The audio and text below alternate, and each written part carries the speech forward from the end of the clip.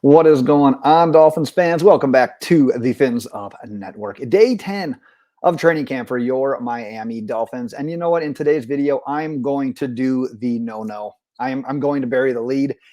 And that's because the lead today was Tua and the Dolphins offense getting back to clicking, getting back to the chunk yardage plays, getting back to the long touchdowns, the fireworks plays that we have been missing. And I've got a bunch of videos, so that's why I want to kind of save it for the end. But I'll be quick through the first stuff here, but I want to hit on that too, because as we all know, everything besides just offense and quarterback play is also very important.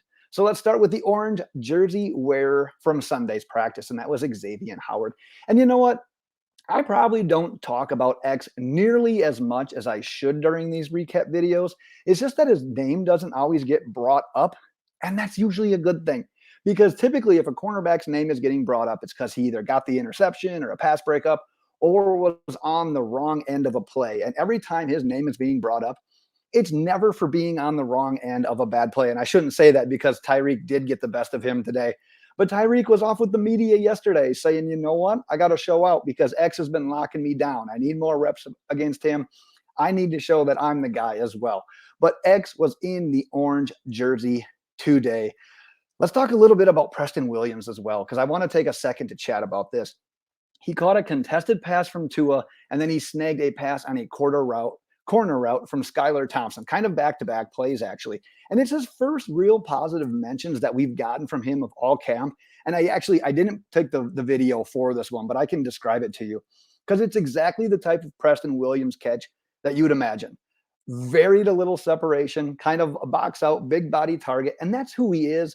And that's why I still don't think he's probably a good fit in this offense, despite he finally got his name called today. He made a couple of plays. I'm going to talk about the receivers again a little bit at the very end of this video.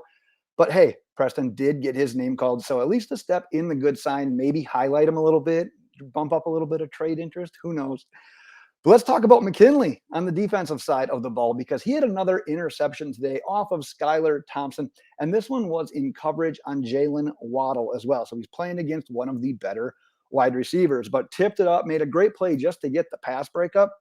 Ended up coming down with the catch as well, securing the interception, and then later had a fumble recovery on a ball that I believe it was Gerrid Doaks fumbled as well. So his odds of sticking around on this final roster or on the practice squad significantly increasing with having basically 3 turnovers over the last 2 practices.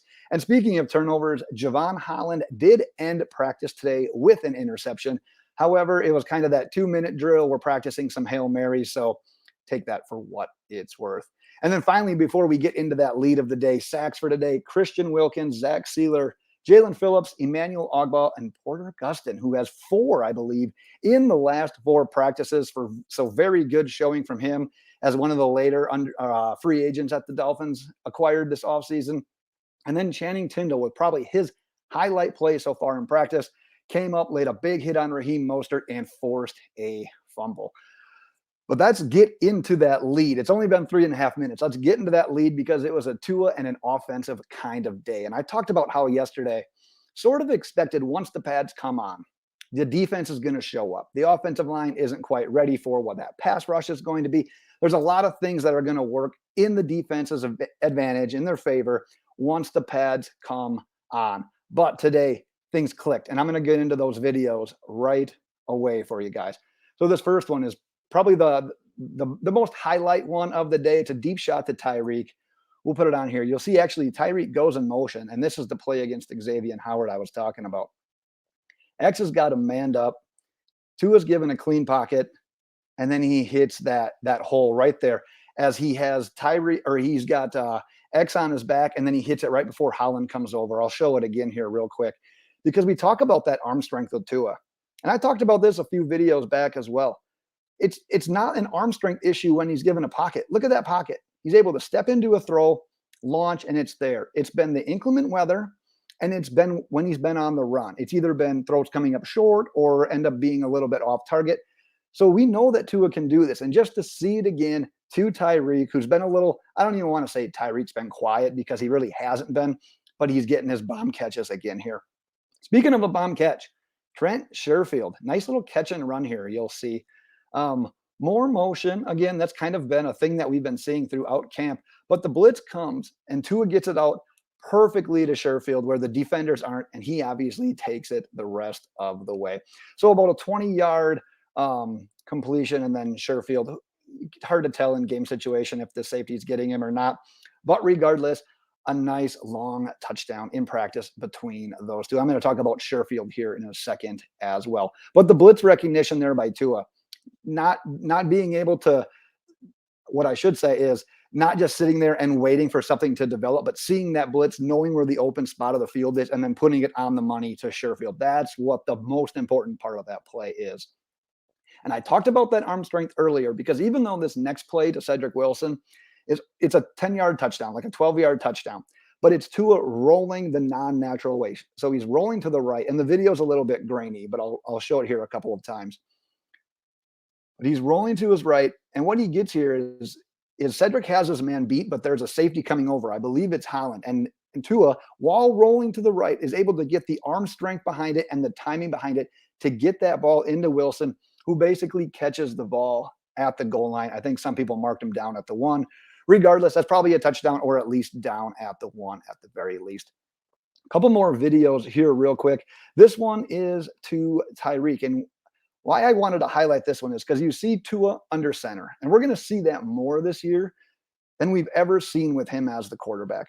Once again, he gets extra blockers that way, and he just drops it in the bucket to Tyreek, who puts on about 7,000 different moves there to try to continue going on. But I think the refs ended up calling him down shortly after he caught the ball. But just pay attention to that again, because what it is, it's these plays that we talked about in one of the post-practice interviews in the past, is that so many of this team's plays look alike from the beginning.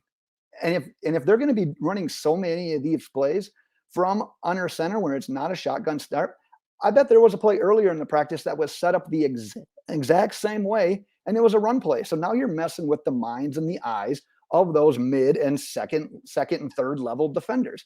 And then you get to see a nice bucket pass from Tua there right along the sideline. And I got one more here. I believe this was 2-minute drill. This is going to be an empty backfield, and we're going to get Tyreek essentially from the slot on the right there. But 2-minute drill, Tua threading the needle on that one. I'll show it again since you know where the ball is going to be placed at this point in time. But I feel like this underneath route was probably option number 1. I mean, granted, I don't know the plays, obviously, but the fact that the other guys were clearing out to sort of give him that underneath route, and it wasn't there. The defense did a good job of taking that back. So Tua being able to see that and notice that, if that was indeed how that play ended up playing out, being able to get to that next read and hitting Waddle in stride over the middle in the 2-minute drill, which I believe he had a completion to Gustin earlier in that 2-minute drill as well. So you got about a 30-ish yard play there. The completion to Gustin was from 20. So you got 40 to 50 yards already in 2 plays in your 2-minute drill. So doing some good work there. So that's a lot of the videos that I had today, but I got a couple of last minute miscellaneous notes as well. The Dolphins offense had this success today on a rest day from Teron Armstead. So kudos to the offensive lineman that filled in. And man, that left tackle spot, you got Greg Little, you got Larnell Coleman. Good work for them today to keep the offensive line together. I mentioned Gustin hauling in that pass during the 2-minute offense. Also had another couple of nice passes from Tua to note. I think he had one from Bridgewater as well. Trill Williams, a little bit of a scare right away during some one-on-ones. Tua threw a dime down the sideline. I believe it was to Waddle. And Trill Williams sort of slipped at the end, went and got medical attention. However, sigh of relief, did come back into practice following that. Just something to monitor, though, at least.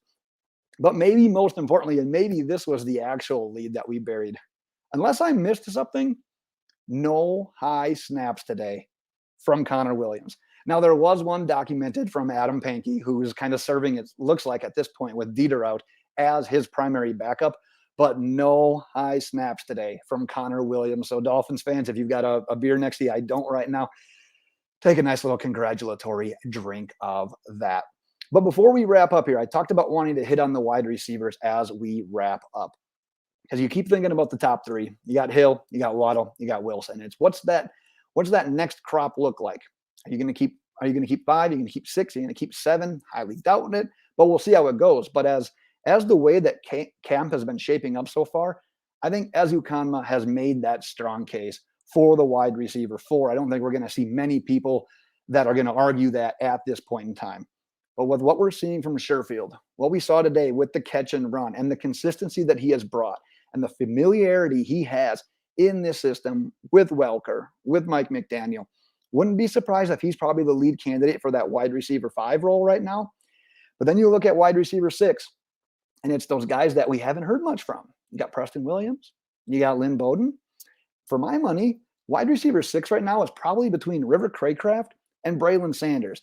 And I'm probably going to give Braylon Sanders a little bit of a nod at this point in time, just because he has youth on his side. He's been kind of like the highlight producing guy in some of these practices. But you got to think about Craycraft as well, because he also has that familiarity with McDaniel, with Welker. We'll see how it plays off. The team actually has the next 2 days off of practice before their joint practices start with the Buccaneers leading up to Saturday's game. But you know what that means is it means probably within the next day or two, I'm finally going to be able to release that player profile that I did on Jaylen Waddle. It's kind of like a hybrid Jaylen Waddle and Tyreek Hill video. It focuses more so on Waddle, but it really highlights what the two of them, the pairing of them, the kind of stress it does to opposing defenses. So stay tuned for that, despite the fact that we don't have practice reports for the next couple of days. But that's what I've got for today, Dolphins fans. Until next time, fins up.